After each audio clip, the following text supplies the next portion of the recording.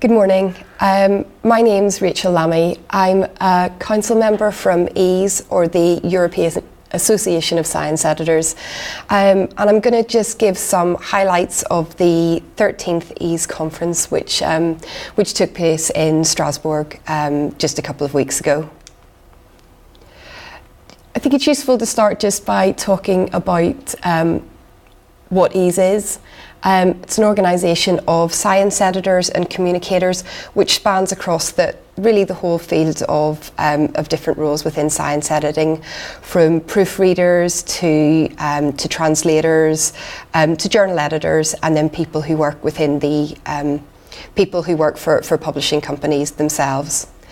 The history of EASE, it starts from before 1982, but in its sort of current iteration. It's about 33 years old and has approximately 450 members from all around the world, so not just in Europe itself, although the name would obviously suggest that.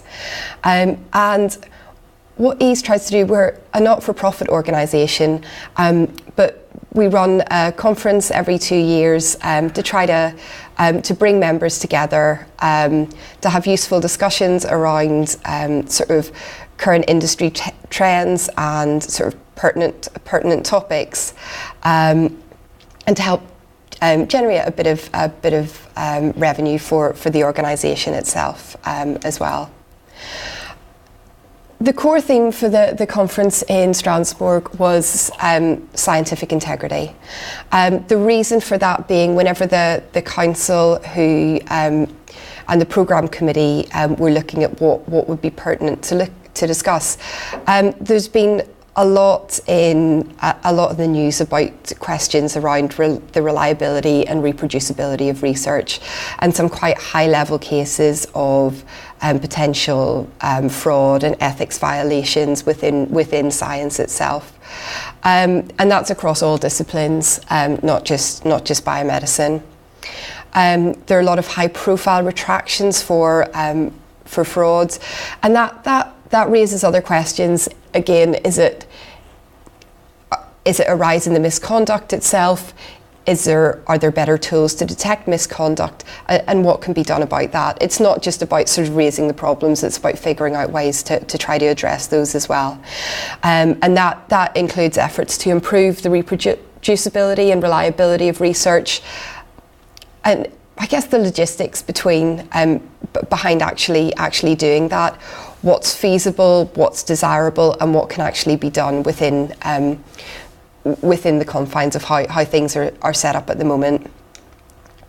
The bottom line is that whenever things go wrong, it's easy to turn around and to place blame on journal editors and publishers, to say that how did this get through peer review? What standards are you working to? And it's really important that the editing community is able to pick up that, to respond, and I think to showcase all of the good work that's going on around supporting authors, and also in terms of making sure that the science that's communicated and published is as rigorous and reproducible as possible. So the conference was held at Strasbourg, the university, and part of that is this IRCAD campus, which is really at the forefront of using things like medical imaging, and in using in minimally invasive surgery. So Luc Soler showcased some tools that they were using, things like Visible Patient is one, in order to really get to grips with what the issues were in terms of what they would have to, the operations that they were trying to perform. So using things like medical imaging to figure out, the size of tumours, where they were placed, in order to then cut down on the time that they were taking for the surgery to be performed, because they could be more accurate and know what the problems were before they were actually going to go in and do that. The other thing he highlighted, which you can see on the slide, is WebSurge, which is a free multiple language tool for ongoing training for researchers. So videos to show different types of surgery, which can be accessed all across the world. And he talked about some of the work that him and his the kind of editorial team do around vetting the videos that they get sent before they're included on that channel. So that was a real eye opener for me, and I think some of the techniques that they were using were very pioneering. Somebody said, "Oh, he kept saying in the future," but I think this is the future. So that was really interesting. The plenary lecture itself was by Lex Bouter from the Netherlands, and just to sort of showcase the fact that it is an international organisation. There's a Twitter stream under the Ease Stras hashtag, but one of the things that Lex highlighted was, yes, there are growing sort of highlighted cases of misconduct. Where are these coming from? And I think, from the system, from the pressure to publish. Yeah, there's individual responsibility as well. In no means is are the research community totally out of the loop in all this, but I think sort of pointing to the culture of researchers needing to publish in order to move up within, to progress their careers, and things within the system as well, like competing to publish in the top impact factor journals, and to do so as quickly as possible. Things like that are prompting the kind of activity that gets judged to be misconduct. So one of the things that Lex highlighted is that, there are some high-profile cases of fraud. There's probably a lot more going on, but that isn't actually because people are deliberately going out to try to mislead readers, etc. Some of it is what he referred to as sloppy science, which is I'm sure much more common. That comes from things like looking at the diagram from the last slide. Comes from things like inadequate mentoring. What are people's supervisors telling them to do? How are they supporting them? And again, the pressure to publish, which leads to cutting corners, potentially submitting to a couple of journals at a time. And making potentially manipulating things like p-values, etc., to try to sort of skew results slightly. And I think burnout of scientists and the pressure that it puts on authors as well is obviously a factor too. Rethinking the awards system, I appreciate that that's much easier said than done, but I think also the key thing that can be done now is increasing the transparency of the research that's being done, and providing ways in which it can be reproduced, so that it can be, so that its quality and its rigor can be judged.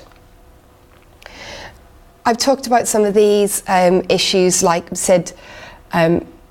Plagiarism. The company Crossref that I work for my day job, we've got a tool to help editors try to identify that. But we'd always say that whenever people are using it, try to judge the context. Is it a case that someone just isn't citing correctly or rigorously enough? Or, in the smaller number of cases, are they deliberately trying to mislead the editor or the reader? And part of trying to distinguish between those is just getting familiar with how the software works, where people can cite from, and also things like, is the voice significantly different between different parts of the manuscript? Because that's sometimes a bit of an indication that something might not be right. Research waste. This is something that's being championed by the Lancet and organisations like Equator, who look at standards and guidelines. But that's around making sure that the research design is robust, that the results are available so that people aren't trying to reproduce stuff that's already been done, and that results can be reproduced as well, to make sure that they're not just discarded or unusable, or someone has to go and repeat the experiments or repeat the work. Bias towards the English language, again in terms of translating. Work sensitively and correctly, but also in terms of supporting authors whose English isn't their first language, but obviously they're still doing sound and quality research. We talk about things like gender bias, again making sure that in terms of the research that gender is specifically addressed. If research is only being carried out on a set of patients of one gender, why that is, because again that feeds into the research results. And I think knowing author rights as well. This comes back to education, but most people aren't trying to mislead you. They're trying to progress their careers, they're trying to communicate the work that they've been doing, and they make mistakes. One of the things that we talked about was image manipulation, and how do you judge if an image is being manipulated to try to make it clearer or better, or whereas someone manipulated an image to try to convey different results than they actually found. So a lot of that is a bit of a tightrope to walk, but I think again it's important to recognise that that the author might have their intentions for the most part are normally fine, and we need to make sure that we communicate with them responsibly, and I think give them the benefit of the doubt until maybe it's proven otherwise. To muddy the waters, there are Don Samuelak runs a scientific editing company, and the things that keep him awake at night are actually there are also services on top of by scientific editing companies, like predatory author services, so like manuscripts for sale, authorship for sale, writing fraud, and people offering to provide services to authors who aren't strictly working ethically, and by virtue of that sometimes the authors aren't either. So making sure that if you're a company who are offering services to authors, that there's some kind of accreditation or recognition of the fact that you're going to follow ethical practices and help the authors that you're working with to do so as well. Because as with a lot of industries, there are companies coming up who aren't strictly following the kind of guidelines that or practices that you'd like, and that can end people's careers if they're naive to that. So that's another kind of external factor outside the journal itself, which came up. We talked about tools that can help, tools to screen images, text, and also looking at how you can analyse statistics in order to judge, sort of the way that they've been compiled. Statistics, the key thing is obviously understanding how statistics work and the statistics themselves. So unfortunately, there's no hard and fast or quick tool that you can use in order to check that. Understanding and supporting what editors are doing, and that's at the publisher, and that's via organisations like EASE as well. And there is education and help out there. COPE is the Committee on Publication Ethics, where journal editors, authors can come and raise issues that they're seeing, which then gets discussed by a forum. They can also look at things like flow charts to help them make sure that they're contacting people at each point in the process. And also, again, sort of a community around that work in trying to sort of pick through those ethical issues. Help from the publishers themselves, talking about ways to train the reviewers as well, or to help reviewers understand what's expected of them. And then question of certifications for editors as well. Should that be required, what would it contain, what would it entail, and how to fit that in whenever chances are a lot of the editors are already doing lots of other things alongside their editing job, or probably, to put that the right way around, their editing job on top of lots of other things. And then I talked about potential author service companies.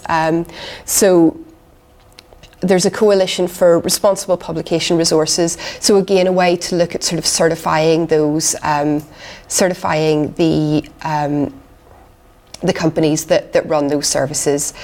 So to have a sort of quality badge that authors know that they are reputable and they're working to certain standards. We talked a bit about guidelines and standards as well. I'll not go through all of these. I talked a little bit about the guidelines around sex and gender equality, and then the ease guidelines as well, to try to help the editors. There's always issues where things just, every time you think that you've seen it all, something else will pop up, or people won't communicate, or something will be raised with a journal or an author and they won't respond. And how, even with the best will in the world, how do you then follow the correct course of action in order to respond to those cases? And I think as well, I've talked about this already, but looking at editor workloads, yes, it's great to have lots of guidelines and practices in place. How can you support editors in implementing those, and how can you communicate those to authors in a way that it's clear for authors what they need to do and how they need to follow them, in and among all of the other instructions for authors that people see before they come to submit to a journal. So the guidelines that we're talked about, they're thoughtful, they're useful, and I think it's a case of figuring out how best for those to be implemented, and the editors that are implementing, how best their publishers can support them in doing that as well. I think that's an important element. The last thing, talked a bit about post-publication peer review. Boris Barber from Pub Peer, which is highlighted on the slide, it's sort of a plugin whereby reviewers can come and basically make comments on articles that have been published, and then those go up on the journal site, can go into the journal sites themselves. What that has done, and it has raised potential issues with published papers, and there have been various degrees of success in terms of those comments being picked up and addressed by the publications and by the editors themselves. So I think post-publication peer review, it's an interesting idea. And this is an interesting thought. It's letting people comment anonymously on manuscripts. How to deal with that is then another tranche of ethics for editors to have to navigate. Should you respond? How do you respond? When do you respond publicly? So again, lots of issues to think about. There's a nice little blog by Elizabeth and Maria from Biomed Central, just to give a quick summary of the conference. But I thought what they mentioned, this little overview is a fairly good summary of the conference itself. The fact that the collective the responsibility to foster best practices falls to everyone in all parts of the industry, to ensure the integrity of the published literature, and they also thank the conference organisers, who did a really good job in pulling together a really diverse and interesting programme. Details and presentations, if there are things that have popped up there that you think I'd like to see more of that, there's a link to the conference page that has a link to the presentations, and also if you're on Twitter, you can look at the hashtag eStras or follow that link, and that just gives a quite nice running summary of what was happening and when. And I used that quite a lot to put this presentation together to jog my memory. But again, interesting comments and useful links on what was being discussed. So that's it in a nutshell. But thank you again for listening.